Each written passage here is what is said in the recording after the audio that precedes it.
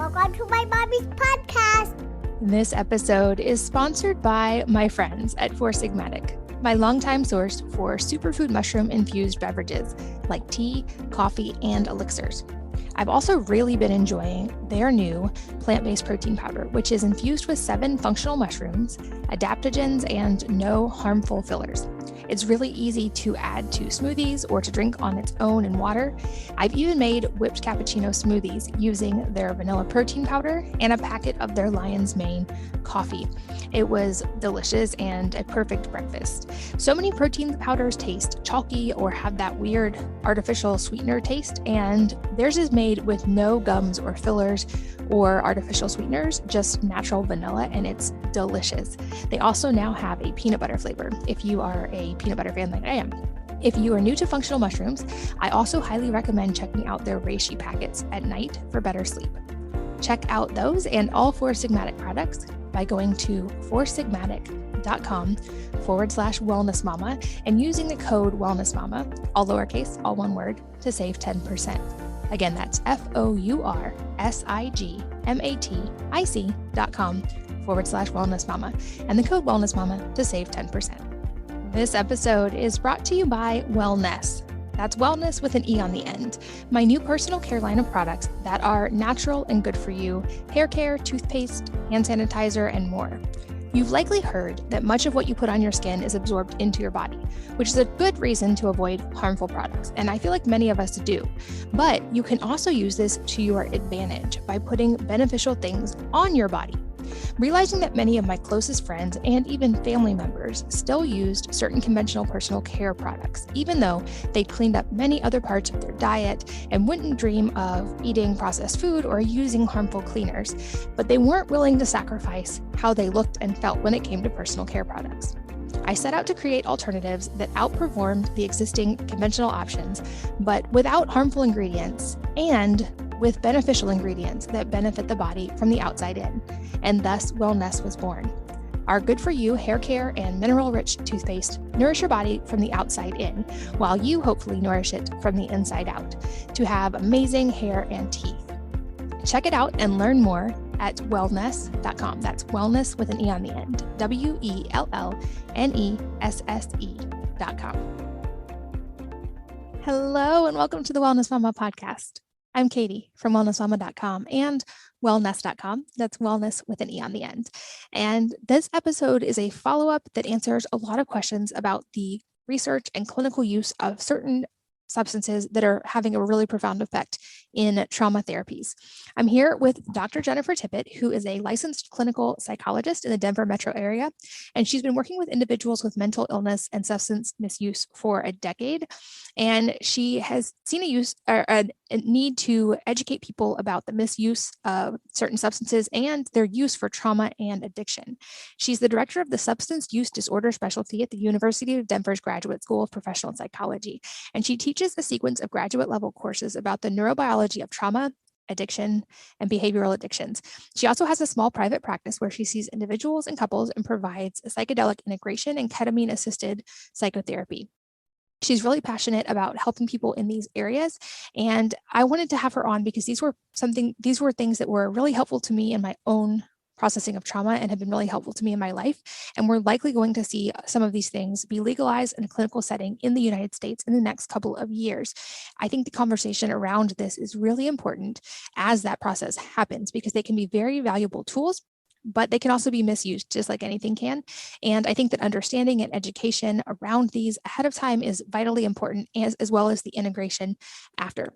So we go down a lot of those pathways, talking about the downsides of some of the existing treatments like SSRIs, how these newly researched psychedelic, or they're not new substances, but the new research on psychedelics is showing some really, really profound effects, especially in people with PTSD or severe addiction, and how these can be really helpful in a trauma setting, and even just dealing with things like adverse childhood experiences. There's a large study on these. They call them ACEs.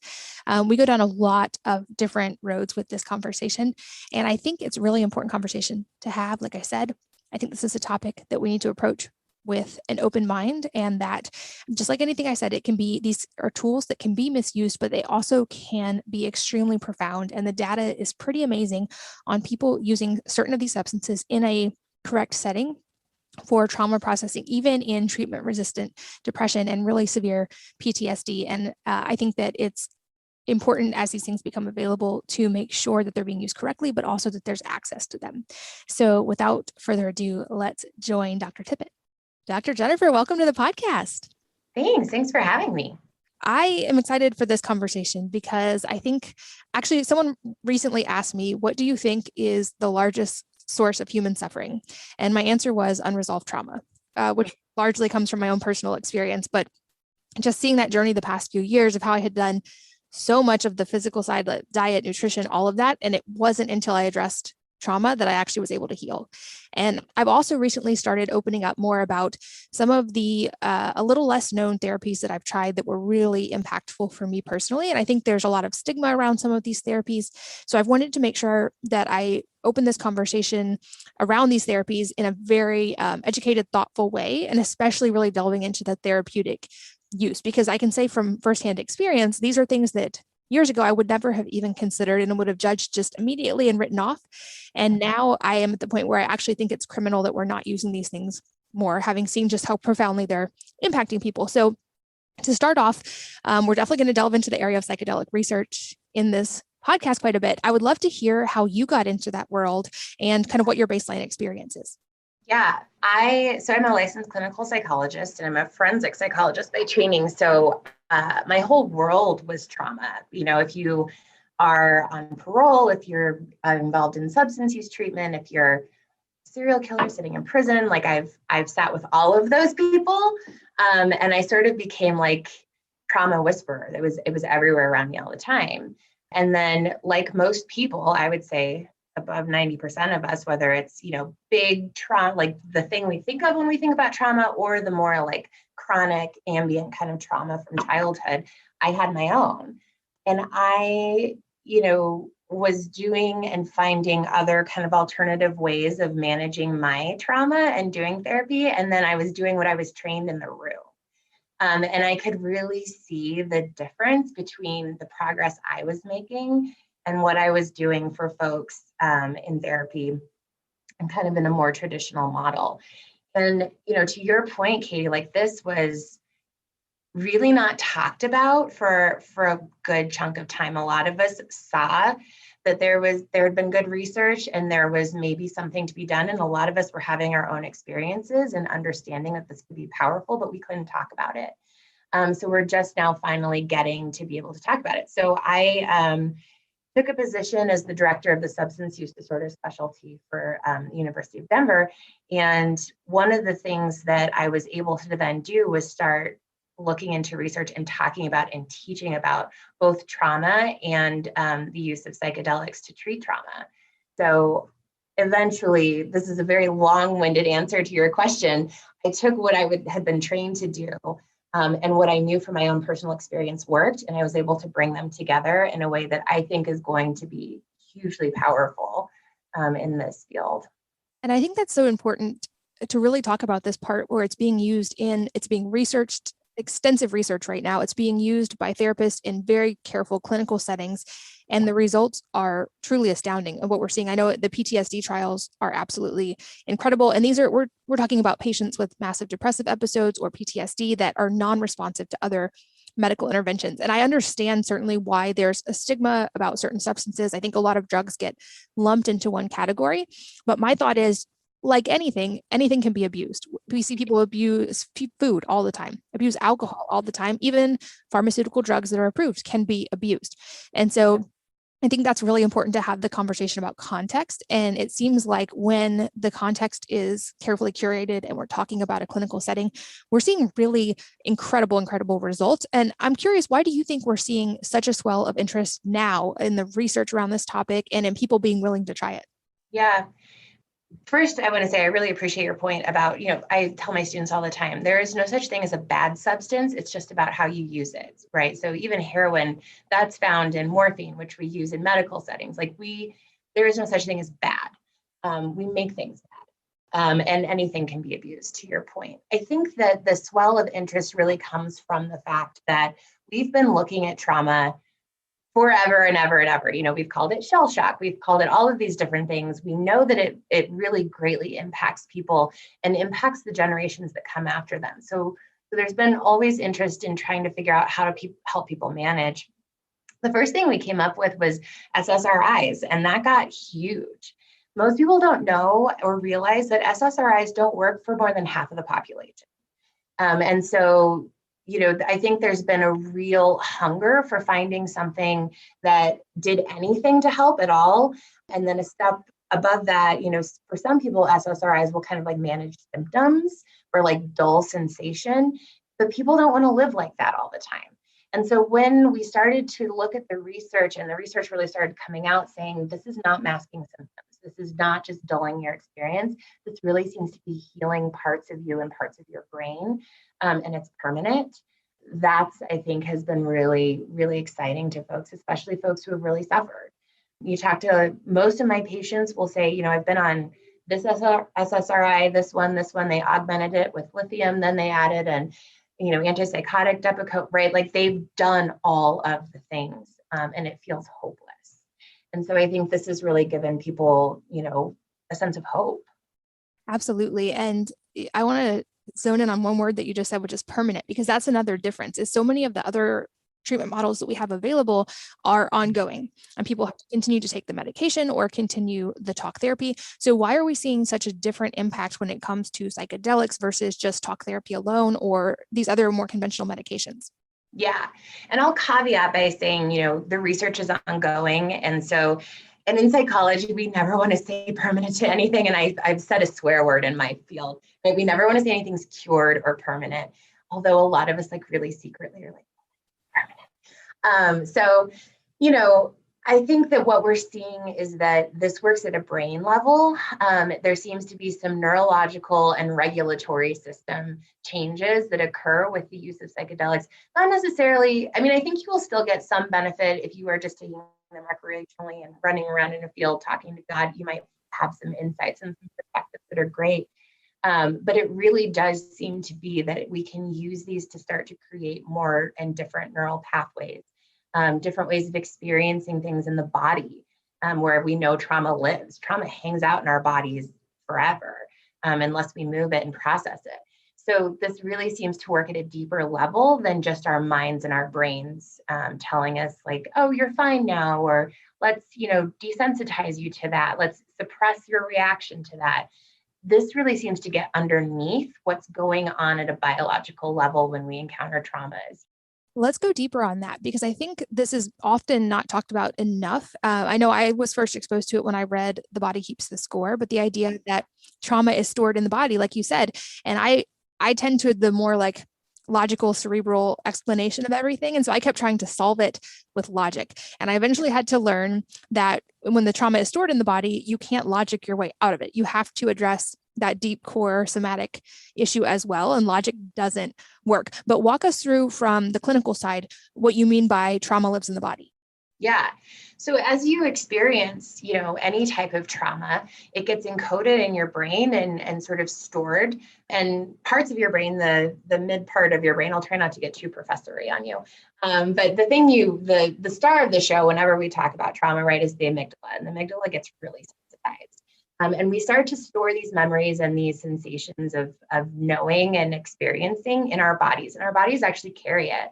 And there's some really great research, I'm sure, sort of like you've alluded to looking into this. Bessel van der Kolk, The Body Keeps the Score, was kind of the first person that said, hey, this is really important. We need to pay attention to this. And since then, there's been great research looking at ties from trauma to health problems. So like our ACEs study, the adverse childhood experiences, being linked to diabetes, heart disease, gut health, all of these things. And so we know for really certain that when these traumas happen to us, it shapes who we are as an organism and it changes. And so these experiences hang out all over inside of our body, and especially in the amygdala, which can become really oversensitized.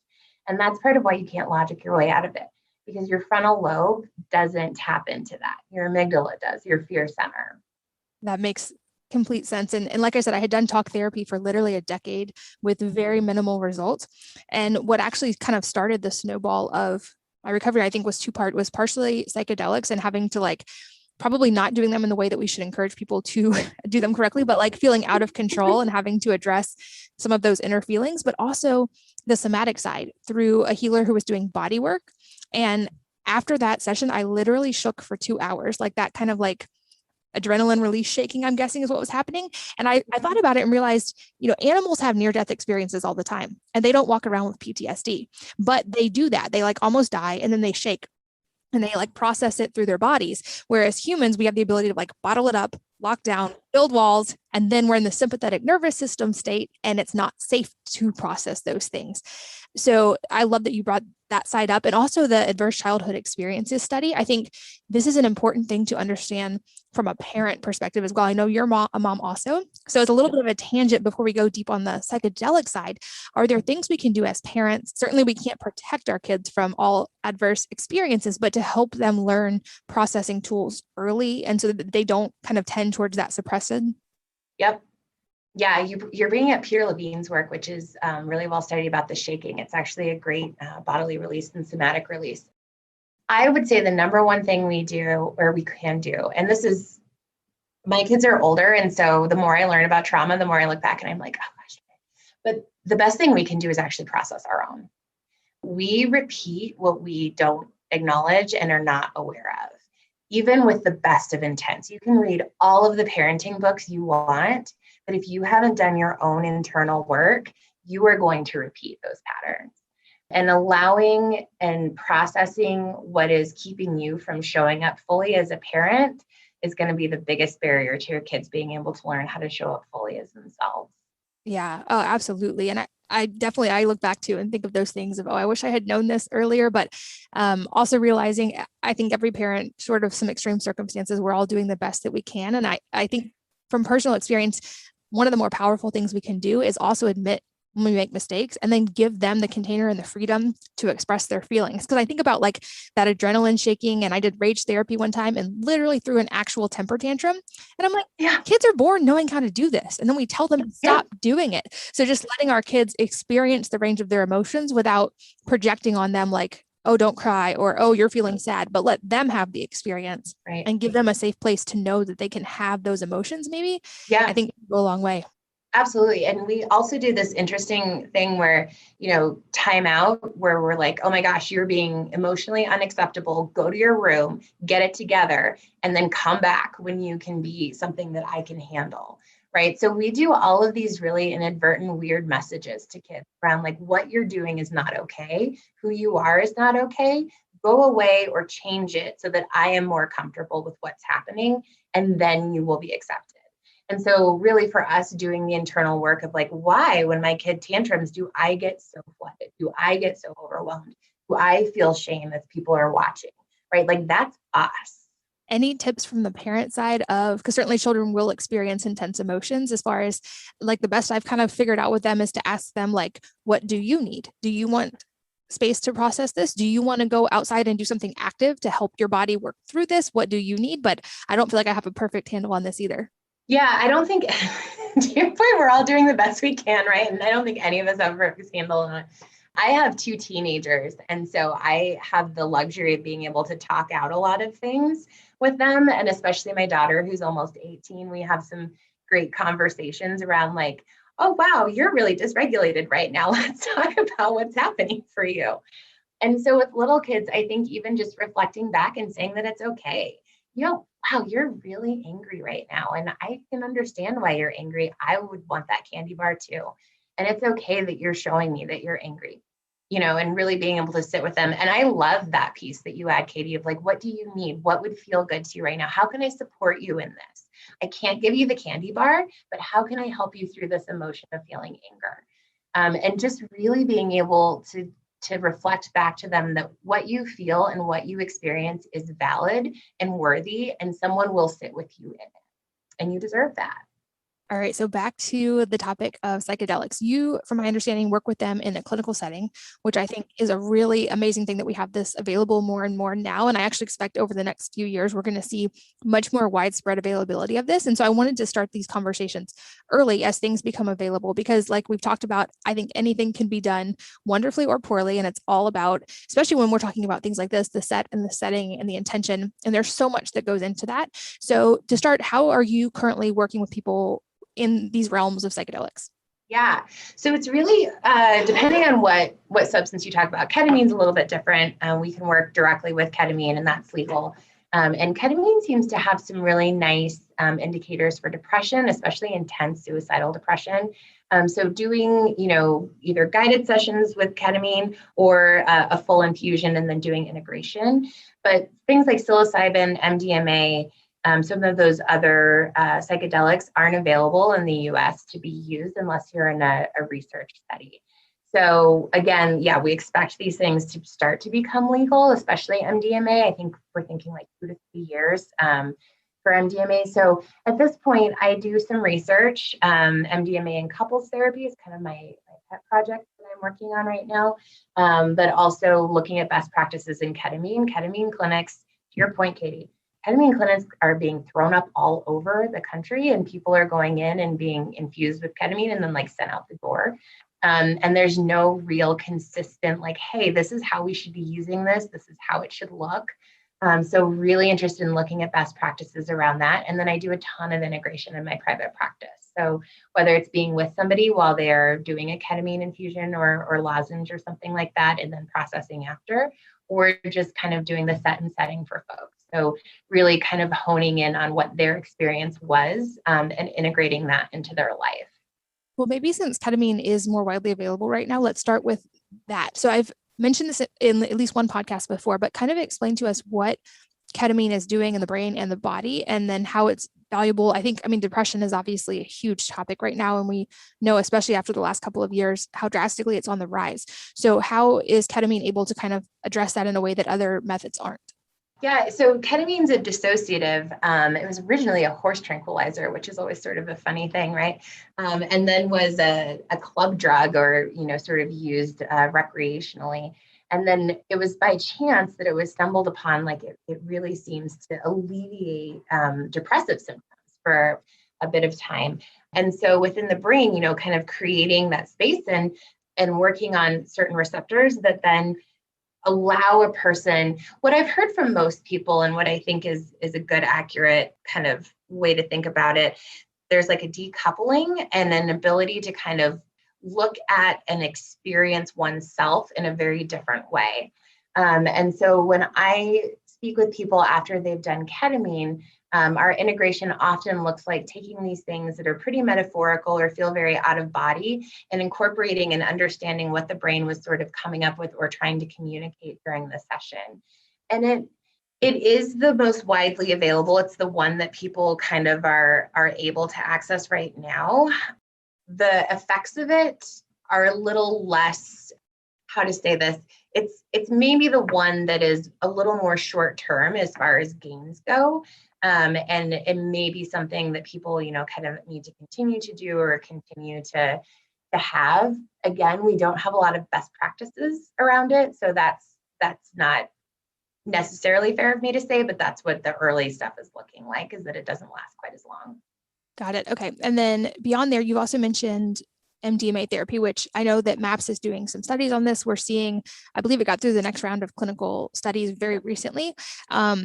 And you also mentioned the use of this in couples therapy, which I think is a really cool use. And I wanted to make sure we touched on this particular aspect of therapy as well, because at least from my audience, I'm seeing and have personally experienced, there seems to be a rise in issues amongst couples after lockdown, after so much of what we've gone through in the past year.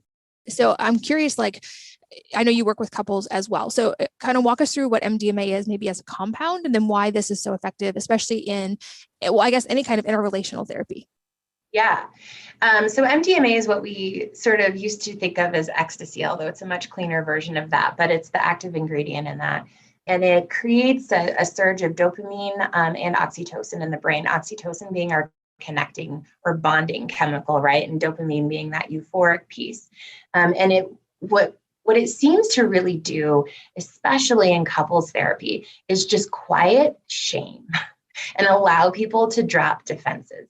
So what I say to people in couples therapy all the time is that, historically, what we've taught people is, oh, that triggers your partner. Don't do that. Stop. You need to stop doing it. You need to stop saying it that way. So when I work with couples, I say, you are each other's perfect trigger. You came together because your hooks mirror exactly, and this is going to be beautiful. I want you to trigger each other.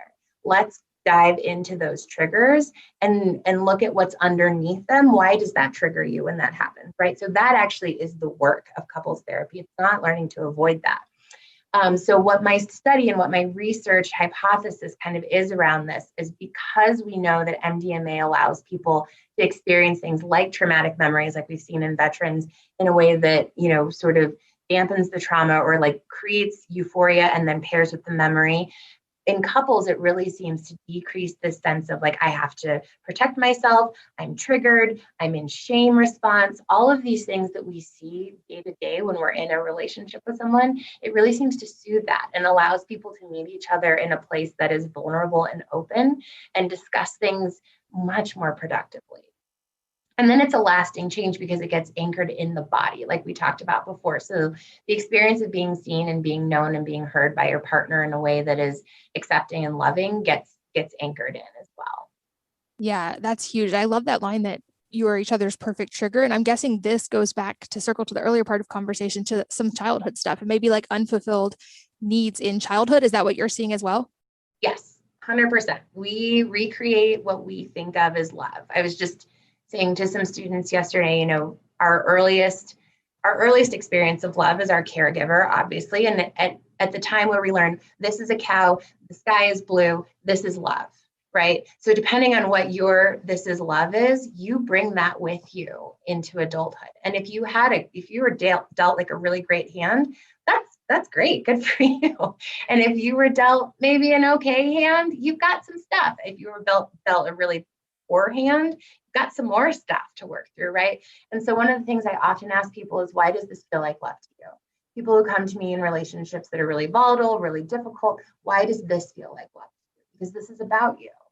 And so, yeah, it's almost always whatever your map of love was that you bring forward. And with that map comes all sorts of triggers that your partner is perfectly designed to help you look at if you want to look at them.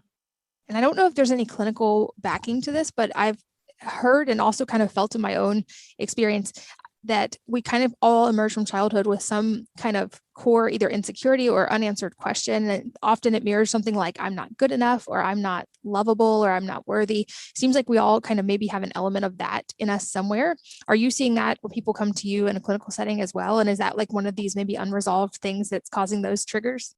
Yeah, yes, absolutely. And I think people, we touched on this a little bit. I think people will look at their childhoods and be like, well, I didn't have trauma. Nobody locked me in a closet or beat me up or sexually assaulted me. Like, I'm fine.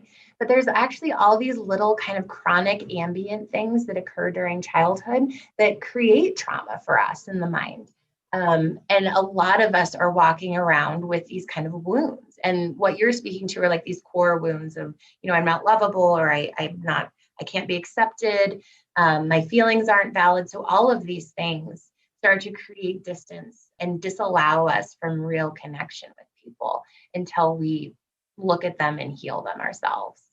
Yeah, I think to get vulnerable and kind of maybe share an example from personal experience, I found that in a profound way of I knew I had very acute trauma in high school that was like extremely traumatic and violent. So I assumed that a lot of maybe the things I needed to work through were anchored to that. And certainly there were things that were, especially around helplessness and the need to be in control.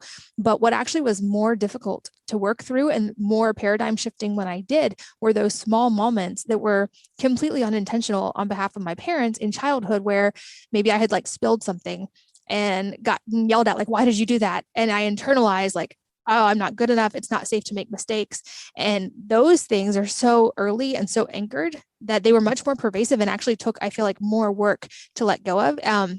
And I've heard those referred to almost like as filters, that they shape how you experience life after that. And so it's like, if you think nobody likes you, you're going to find evidence in every interaction that nobody likes you. And if you can rewire that early experience, it shifts your interactions with everybody. Yep. Yep, absolutely. Our brain filters out so much of what is incoming all the time, right? And so we sort of tell it what we should focus on. And having those early experiences that then create a lens through which your brain makes stories about. We're all amazing storytellers. That is what our brain does all day, every day. It makes connections. It, takes in stimuli and says, well, that's why this, and this is this, and that's that. And if we're looking at it through a lens, especially of trauma, those connections get really faulty and can really trip us up. Absolutely. Okay. So back to as these therapies hopefully become more widely available, I think we'll obviously see people pursuing them. And eventually we could even see these being more just available without a therapeutic setting. We'll see how that plays out. But I think this is also important to talk about I would guess there's more to consider if someone's going to do this on their own. And it seems like from the research, we're seeing some kind of either therapeutic or guided setting seems to be important, or often I've seen this in people I'm close to, it can create almost like a worse loop until you integrate. And so I guess question A, can people do psychedelics on their own and get the same benefit? Like I said, I think that there is a biological component, that people will receive some benefit from it. And some people are very psychologically minded and can sort of be in their own mind and look at things and receive some insight from it. I strongly, soapbox of mine, to get maximum benefit, really that integration piece is so incredibly important. And I think set is as well. So people talk about having a bad trip, and I always say there's not any such thing as a bad trip. There's a challenging trip. But being able to set yourself up with appropriate expectations of you're not going to eat magic mushrooms, as people sort of commonly call them, and then be all better, right? That's not, so setting some realistic expectations, having an idea of what you're maybe wanting to go in to try to find, and then being open to having a very different experience if that's not where your experience is meant to go. But then being able to integrate whatever does happen. So having a psychedelic experience is sort of like shaking a snow globe, and then you have all those little pieces, right, falling down all over the place. And if you, don't let them settle, some people don't do that. They'll start doing, they'll be like, I did 5 ayahuasca ceremonies in 6 months. And you're like, whatever for, So really taking the time to allow those pieces of the snow globe to settle and see where they are now and look at the landscape and understand how things have shifted and changed and what that means, that little storyteller in your mind, our brain, and how that changes the way that you want to be in life. Can the integration be done after the fact? So if someone's maybe already had these experiences in the past and it started things up, is it possible to go back and integrate at a later date? Yeah, absolutely. And you should, especially if people get stuck in a loop and things are feeling really unsettled and up in the air. Look for somebody who is well-versed in integration and psychedelics. And yeah, absolutely, you can do it after the fact.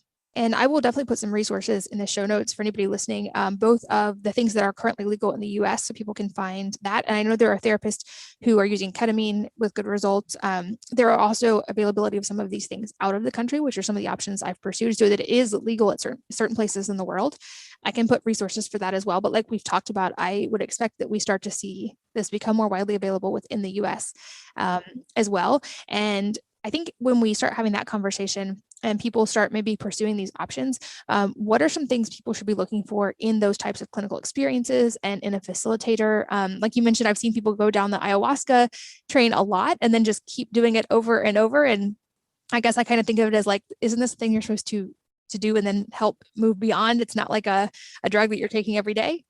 Yeah, it's really interesting. Some people kind of go straight towards like ayahuasca or DMT, and they're like, that's going to be the first psychedelic I do. And it's sort of starting with dynamite. If you don't have a supportive setting, that can be pretty dicey. So, I think really just being intentional. The thing that I talk to people a lot about who are wanting to have a psychedelic experience, I often see people for a couple sessions before, and then they go and have the experience, obviously, because it's not legal for me to be with them during that, and then come back together to integrate. We talk a lot about intention. What is it that you're wanting to get out of this? Where are you wanting to go? And then that should really guide which medicine or compound or substance you're planning to take. So when you think about, practitioners and facilitators and what to look for, somebody who's really going to be intentional with you and not just say, here, this is the thing you should take. It works for everybody. It'll work like this, and you'll be fixed. That's the other thing I hear so often that makes me really nervous is if you just take some MDMA, you won't have trauma anymore. That's not how it works. Substances are a tool. They're a tool to do deep inner work. They are not a cure. They are not going to fix everything. You still have to do the work, unfortunately. I would love if it was like Tylenol and we just could give you some substance and send you on your way. But that's not how the mind works. So people who are advertising differently, I would be really wary of. Anyone who says that integration work is not important or you don't need it, I would be super wary of that. And I know there's a lot of practitioners who are sort of underground in providing substance, and there's not a lot of support or education, either on the side of the facilitator or intentionality about what the group looks like. I would always be really wary of things like that. And then finally, anyone who's like, oh, you should come, every week, every 2 weeks, every month. Let that stuff settle. Let it be for a bit. I think people start to chase the feeling of belonging. For some folks, the first time they do a psychedelic, especially MDMA, it's the first time they've ever felt love in their body. It's the first time they've ever felt peace in their body. This is a big deal for our nervous system. And some folks can get stuck trying to chase it again instead of learn how to create it in their lives. And so just being really mindful and intentional about how you're going to use the substance and who you're going to use it with. And is it accurate to say that maybe the more intense the thing that you're trying to work through, the more potential for an intense experience that you could have? It can be, although often folks with really intense trauma or who are wanting to work through intense trauma don't get there for a while because they have had to be in survival mode for so long that there's a lot of defenses and a lot of blockages to even being able to touch that. So some folks are really disappointed. They're like, I wanted to have this big, huge, intense experience. And it's reflecting back to them, like I said, well, this was the first time you ever felt peace. This was the first time you ever felt belonging. Like, that's really nice. It's the first time you ever felt safety and anchored into that. That's the beginning point to being able to get there. I mean, if you hit it hard with something like ayahuasca or DMT, you're going to have an intense experience for sure. But what that is or what that looks like or how you relate to it might be very different. Have you seen cases where, especially if people have like disassociation from their body to an extreme degree based on trauma, that it's actually hard for them to be able to actually even have an experience? Because I've heard of a couple cases of this where people, due to some really severe either body trauma or mental trauma that was directed at the body, can even take some of these substances and have trouble feeling any effect whatsoever. Yep, I've definitely seen that. And being able to work through, and that's a part where prep work, and we call it set, but I would even expand that more to just groundwork, psychotherapy and somatic work will really go a long way for those folks. If you had intense body trauma or that really intense early trauma where you're dissociating, that's what I call a tiny human defense. So we learn intense dissociation when we're very tiny because something really terrible is happening to us. And that's how the body literally survived. It's a last ditch effort for the body to survive whatever's happening to it. So your body has learned, I've got to be able to do this thing in order to survive. It's going to take a while to teach it that it can do something different or that it's safe now. And so just being really safe or really patient and gentle with that. And probably large groups for those folks, not so good. Yeah, I think that's a really important point, is also recognizing anytime we're working through some of these things, it's easy. I felt like I was like annoyed with and frustrated with myself or felt betrayed that I couldn't just work through these things. But it's also acknowledging that our brains and bodies do this as a safety mechanism for survival. And I actually had to go through a process of recognizing that and almost like thanking those mechanisms for keeping me safe for so long, but also letting them know that they didn't need to do that anymore. Yeah, that's such a beautiful that's beautiful work to do, to be able to, whether you think of it as mechanisms or you think of it as parts of yourself, however it best conceptualizes in your head, and really acknowledging like the gift of, right? The gift of survival, the gift of, being kept safe, whatever it is. And we don't need it anymore. And let's talk a little bit about the data surrounding the research we're seeing about this, because I think I get most excited about this when we're talking about people who have served in the armed forces, who then have really severe PTSD that's affecting their family lives, or people who have treatment-resistant PTSD or depression. I would say, personally, I wouldn't consider these a first line of defense. Like, I think there's many things we can do before we get to this point, but for people who are really in these tough points and it's affecting their families and their relationships. And then also, I hear from so many people after sharing my own trauma story, I literally got thousands of emails with some of the most heartbreaking stories of really, really severe trauma. And I get the most excited to be able to hopefully that these tools will be available for people in the future. But let's talk about the data of what we're seeing in the research, because it really is astounding to me, some of the results we're seeing. Yeah. I mean, you're seeing huge numbers of change, even in double-blind studies. The impact that people are measured to have and are reporting all over. So through the MAP studies, things that are being done at Johns Hopkins and NYU, and sort of some of those really large institutions are really astounding in that people are reporting significant, in numbers that we almost like don't trust, significant decrease and not just decrease, but absence of trauma symptoms.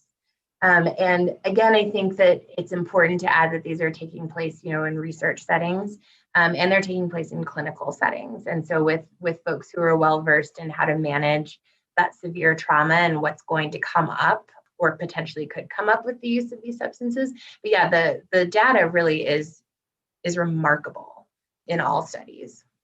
Yeah, that blew my mind when I read that people who have been resistant to other forms of treatment, it's not just like they had marginal improvement, but they had resolution of all their really severe symptoms. And certainly at the extreme end, which is definitely not legal in the US, but things like iboga for even severe addiction to things like heroin and meth, resolving in a very short amount of time. So that's why I said at the beginning, I think at the very least, we need to be open to these conversations, because when you have people who are having truly like life-threatening, whether it be trauma, whether it be addiction, it's horrible that they don't have these tools available.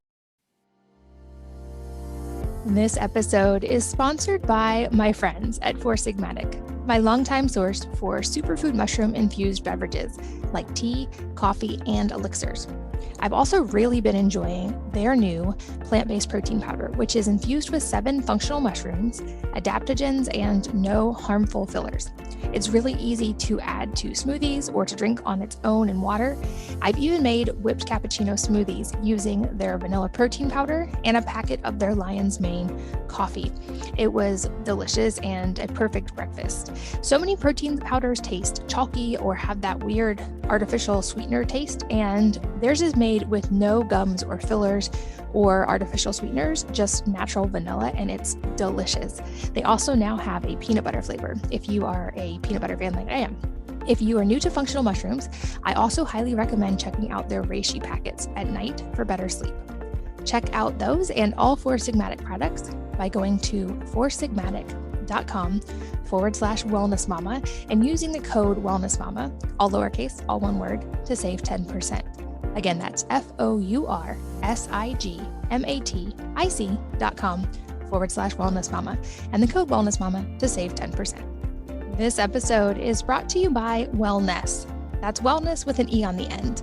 My new personal care line of products that are natural and good for you: hair care, toothpaste, hand sanitizer, and more.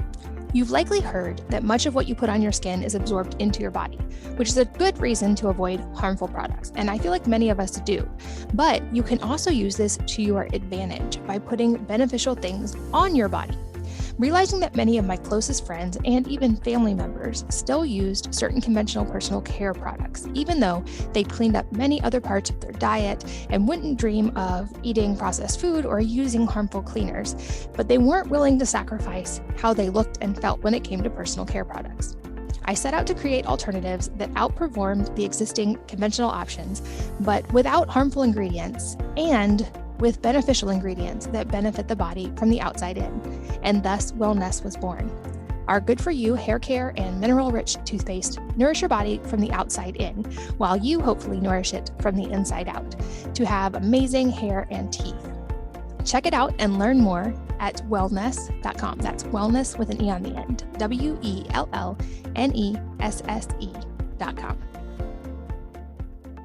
And I think another part of this conversation that's really important is going to be around the barriers of access to these kinds of treatment and how we can help make sure that that playing field is somewhat level as these things become available? Because I've seen this with my work directly in the birth world more so, that there are definitely certain groups that are just not given access to some of, like, even in midwifery, like some things are just more costly.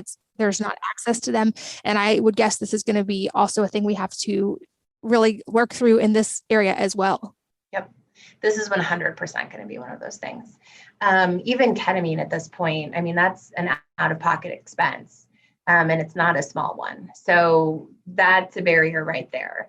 And then being able to pay, I mean, if you think about MDMA and psilocybin, when that eventually becomes legal, that's going to also be out of pocket. I don't see insurance companies covering any of this for quite some time. There's not much incentive for them to do so. And there's a lot of incentive on the pharmaceutical end of things to keep our focus on, what we've always used. So yeah, this is going to be a barrier. There's also a lot of disproportionate research and studies and outreach and building of understanding in marginalized communities. So we hardly see any BIPOC, even in research, the research studies. And then folks who are actually utilizing these medicines and these services, there's a real gaping hole in that. So that's also going to be a disparity. And we're talking about communities who have some profound generational and community trauma that could really be sort of alleviated or helped with a lot of these therapies that are just not going to get them unless we are intentional and work very hard to try to remove some of the barriers.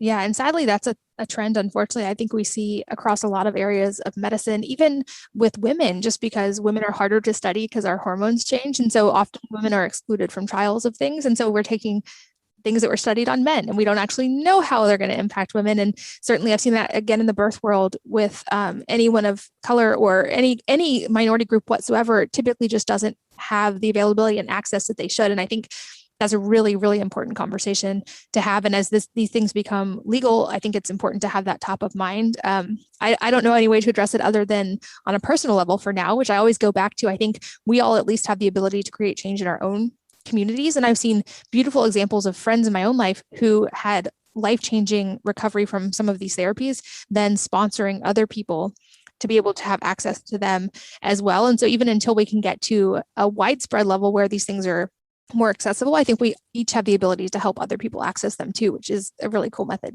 Yeah. And I was talking to a friend of mine who runs MAP studies here, and we were talking about the responsibility almost of us as clinicians to, yes, build a practice in which we can support ourselves and support our families, but being able to leave spaces for folks who maybe can't pay full fee or can't pay any fee because we believe in the work, because we know that these things really have huge healing properties.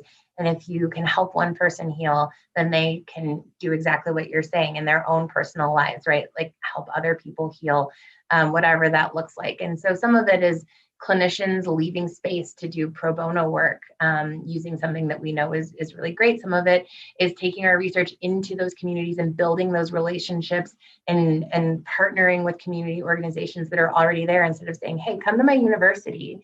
Don't worry about the 5 buses you have to get on and the fact that no one here looks like you. It's going to be fine. I promise. We're just going to give you some drugs. Don't worry about it. Right? Like, especially my community, the Black community, we've got a whole thing around that. Like you really are going to have to work to break down some of that stigma and barriers we are as researchers. And so I think there's ways to be intentional. I think there's things that we can do. Whether it's going to happen or not will remain to be seen. But there will always be some of us kind of in our own little corner of the world trying to make sure that there is equity in this as it moves forward. Yeah, absolutely. I think anytime we're talking about any kind of, honestly, any therapy at all, but especially any substance-based therapy, it's also important to touch on the safety and risks of such a thing, because certainly nothing is without any risk, but it seems like being well prepared and understanding that is a big step in avoiding some of the downsides. And at least from my understanding, many of these things we're talking about are actually much safer and have fewer side effects and much less long-term risk than things like SSRIs, for instance. But for people who are not familiar with these, they can certainly seem scary. So walk us through what we need to understand about the risk and safety of going into any of these things. You bring up a really great point. And yes, it does seem that there are, significantly decreased side effects. I think some people talk about feeling maybe tired the next day. Maybe there's some mood fluctuation as chemistry sort of evens back out in the body. but it's very temporary. Whereas with some of, our other things that we use, SSRIs, antipsychotics, there's kind of a list of things. We don't see anything like neurotoxicity. I don't know if you remember when we were young, there's this thing floating out in the ether that if you did ecstasy, it was going to like eat away your spinal cord or like get in your spinal fluid and stay forever. That's not real. So a lot of these things are dispelling myths that have been told to us. Acid's going to fry your brain. If you take LSD, that's it. You're going to be, none of that's true. So some of this is dispelling myths around what the side effects are and really looking at the fact that there doesn't seem to be a lot of them. We do at this point think that psychedelics are not well advised for folks who have a psychotic disorder, who have bipolar 1 disorder, things where there's a lot of psychiatric instability. That has been really ruled out of the studies or kind of left out. And so we don't know the impact, but we don't think it's great. So I will recommend for folks who have like some of those more severe psychiatric illnesses that maybe there's something better for them. And so I would say that that's our primary, what we're looking at. Where do you think some of this stigma came from? Like some of those things you mentioned that were definitely like more widespread kind of accepted ideas before. And there's certainly like the reason we're having to work through the research on all of these is because they were banned. So where do you think some of those kind of things came from? Oh, that's like a podcast in itself. America's relationship with drugs is crazy. And so conflicted. And, a lot of those early studies that came out in the 60s and 70s in Timothy Leary and things that went really kind of awry. But then also this culture that we ushered in of like the just say no culture and all substances are bad and cannabis is terrible and all of you can't do any of these things. We're really having to unwind and rework how we think about substances, how we think about addiction, how we think about use of substances. It's really a whole cultural shift that's taking place. And it's the result of kind of those preceding generations that were very anti and very afraid. And so a lot of it comes from that. And that, like I said, like I actually do a lecture on the history of substances in America. We've really wound it around. There's like elements of racism, tons of elements of racism, a lot of control, a lot of government, a lot of special interest and money. That's a whole, So we're undoing a lot of those things, I think. Yeah, and that's definitely a research area. I would encourage people to kind of go down that path. And I was shocked when I found especially the racist roots of some of these things. And I feel like, especially in light of everything recently, this is something we should be bringing to the forefront and talking about. I'm also glad you mentioned cannabis, because that is one that is legalized in a lot more places in the US. And at least my perception, ironically, is that I think it can be more dangerous in some ways than some of these substances that we're talking about, at least when we look at brain scans and overuse over time. I think it also can be, to your point, an effective tool, but I'm curious your take on cannabis, which is medically legalized in a lot of places now. Yeah, I mean, I think back to what we, first said when we opened this, there is no such thing as a bad substance. It's about how you use it. So yes, if you're smoking cannabis from the time you wake up till the time you go to bed every single day, there are going to be effects. It does seem that a lot of the effects we see kind of reverse over time and the brain sort of can come back to a baseline. But yeah, if you're overusing it, just like anything else, there's definitely going to be effects. It's a dissociative, so it doesn't really do much for me. A lot of people talk about feeling more creative or feeling more able to think. I have a client who likes to use it to sit down and journal and feels that really like allows them to access some creativity that they can't otherwise. So I think it's a tool. Are you going to have a profound effect or like experience on it? Probably not. I always encourage people to explore why they're using cannabis and what they're using it for, what it's doing for them. And that can sort of tell you a little bit about what it is that it's doing for you or you're hoping it's doing for you.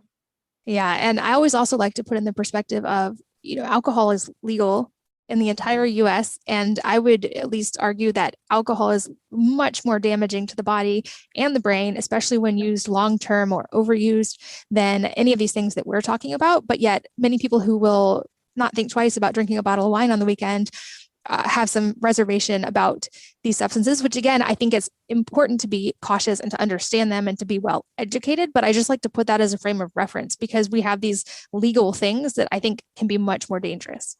Yeah. And that really speaks to what you were talking about, sort of the roots around like the racism and special interest. We were all told that alcohol was fine and these other things were really bad. And we built an entire system around it for all these external reasons that really didn't have anything to do with science. But we do know that alcohol it's hugely neurotoxic, that it has huge effects on the body. And yeah, we've built a whole mommy wine culture around it, right? Like, but yeah, for some reason, LSD that like leaves your body and doesn't leave any side effects. We can't touch that. So yeah, it's an interesting push-pull that we have for sure. Yeah, and that's the reason I hadn't for a long time talked about these therapies publicly because of some of those hurdles to overcome. But I also very firmly believe that when parents and moms especially shift their perception, that's when society makes change. And like I said at the beginning, I think these things can be such a valuable tool, especially for people who have these really resistant, really dangerous forms of trauma. And so I want to, even though it's a little scary, encourage this conversation among the moms, because I think that's when we're going to hopefully start to see the change. And I also think, having worked through some of these things myself now, that they can be exhausting physically and emotionally when you're processing a lot of this. And so I learned like you want to support your body, especially in your sleep, and really like dial in a lot of other factors as well if you're going to be working with trauma in any form. But I'm curious if you have any recommendations of complementary either therapies or lifestyle habits that people can kind of build before they're going to go into something like this, or while they're doing it, to help their body and their brain both benefit from that as well. Yeah. I think, at a really basic level, like you mentioned, sleep is huge. Nutrition is also huge. We now know that a lot of our serotonin receptors are actually in our gut. We've always been talking about it in our brain. Actually, most of them live in our stomach. So being sure that you're really attending to nutrition, to sleep, and then also really somatic-based therapies. You mentioned doing energy work at some point. I think people find that really helpful. Acupuncture, yoga is a great one. Yoga moves energy and allows for processing of bodily things in huge, tremendous ways. And so, any of those things that you can do that sort of access and allow you to support being connected and feeling like you're nourishing yourself, I would absolutely recommend, whether you're doing substances or not if you have trauma, but especially if you're looking to have an experience like this. For sure. I definitely found any kind of movement and exercise really helpful, which we know also oxygenates the body and allows the brain to work better. Also, sauna was a great one for me because it was grounding and it activates all the lymphatic pathways. But I also found it was helpful to really hyper nourish the body. And I personally needed things like excess choline and some like supplemental neurotransmitter support in the short term. And I think that's going to vary from person to person, but it's worth being aware of if you're going to go down this path for sure. Yeah, like a 5-HTP, which you can go buy in the the supermarket, things like that for after, to kind of allow for some restocking of things. Definitely can be helpful. And we mentioned a couple of times that we're looking at likely these substances starting to become legalized in the next couple of years is what the research path looks like right now. From a clinical side, I'm curious your take on, as these substances are legalized, what should that look like? What should we both individually know and societally, like what should we keep top of mind to make sure this is done in a safe way? Yeah. In my perfect world, it would be a medical treatment that is overseen with a medical professional. I think that there are a lot of people, and they've got great reasoning and great arguments that say, it should be just available to folks, and they should be able to take it if we know that it is useful and helpful. I think that being able to do this in a supported and safe environment is key. And I worry, even just, we've touched on ketamine clinics. I look at some of those that are just a building thrown up and, some random person who infuses someone and then sends them out the door and has no idea about this person's mental health profile, what they might be struggling with. There's almost no follow-up or support. I really worry about these things starting to look like that, because if they start to look like that and we start to see adverse effects, I worry they'll go away. That all of this good that a lot of us have pushed for is going to be taken because they're not being used responsibly, because they're being kind of mistreated in certain ways. So in my perfect world, they would remain an adjunct to mental health treatment rather than something that you could go to Walgreens and buy and then go take it home. So that's my sort of I don't know, maybe it's a bias around it, but that's what I see as the safest course. Exactly. Yeah. And even as safe as we've talked about these things are and how profound of an impact they can have, they're also still not a silver bullet. And they don't replace any of these other therapies or doing the work or supporting our bodies with nutrition or getting good sleep. It's always a both and, not an either or conversation. Right. It's the snow globe, right? It shakes it up, but you got to do some things to allow it to settle and to help it settle in a way that feels good. That's such a good analogy with the snow globe. I've heard, like I said, heard from so many people who have past trauma and who are in kind of tough relationship points right now. And I've been definitely wanting to find tangible resources to connect them with. So I'm going to make sure I put the links in the show notes. But if anybody wants to connect and work with you directly, is there a way for them to do that? Yeah, I have a website. It's drjennifertippett.com. And I do integration coaching. So folks who have had a psychedelic experience or want to, and then I also do couples coaching. And like I said, I'm a little different than the traditional, oh, stop doing that. It's more, let's keep doing that. And let's figure out why it's creating this reaction. So really wanting to work through some stuff. I love that. You, especially to circle back one more time to you saying, couples being each other's perfect trigger. And the person who helped me kind of like break open that shell the first time, and I had that really somatic experience. Something he says often is never waste a trigger. Yeah. And I think that's also a very cool thing just in any kind of work that we're doing, is to remember that like we don't have to resist all of these things. We can actually learn from them. And when you frame any kind of work from the perspective of what can I learn from this versus how do I fight this, you have a totally different experience, psychedelic or not. Yep. And you can actually start reframing your relationship around your partner triggering you to thank you.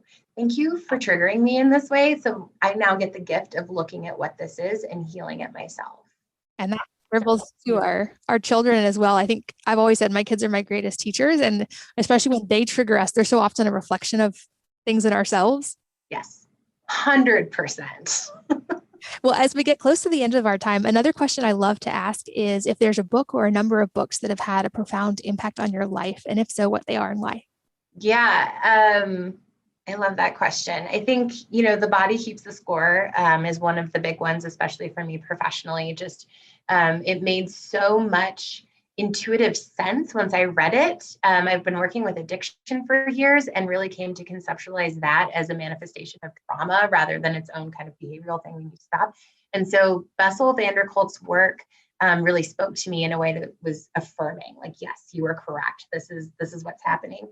I think personally, and I'm sure this has been said on your podcast, it's going to sound really cliche, but I'm going to do it anyway. Daring Greatly by Brene Brown, that changed who I was as a person. Changed who I was as a person, as a mom, as a clinician. It changed how I do therapy. It changed how I talk to people. It was amazing for me. And I think understanding shame and connection is two of our biggest drivers. For me professionally, I see it all the time. And personally, being able to be aware and tap into that, it will move mountains. So I think that was, I'm sure people have said that one before, but I mean, why wouldn't you? She's incredible. Brene Brown's amazing. Yeah. And even if you've read it, it's worth the reread. I agree. It's one that I'll encourage my kids as they get older to read. Definitely. As well, for sure. Any parting advice for the listeners today? I feel like we're going to have a lot of topics we could springboard and probably do a whole round 2 just on couples therapy, but any parting advice for today? I think my advice would be to be open and to do whatever level of research or reach out for supports and information that you can. This, I think, will be the next biggest thing in mental health treatment and psychotherapy. And so the more information that you can give yourself about it and the more you can approach it with openness and curiosity, the more benefit I think it will be for you. Amazing. And I would love to say out loud, I want to have you for round 2 one day, hopefully soon. Oh, I would love that. That'd be great. Awesome. Well, thank you for your time today. Like I said, I think this is a very important and very timely topic, and I'm grateful for the research and the work that you're doing and for the clinical work you're doing helping people process. Oh, thank you. I really appreciate it, Katie. It's been great. And thank you guys for listening and for sharing your most valuable resources, your time and your energy with us today. We're both so grateful that you did. And I hope that you'll join me again on the next episode of the Wellness Mama podcast. If you're enjoying these interviews, would you please take 2 minutes to leave a rating or review on iTunes for me? Doing this helps more people to find the podcast, which means even more moms and families can benefit from the information. I really appreciate your time, and thanks as always for listening.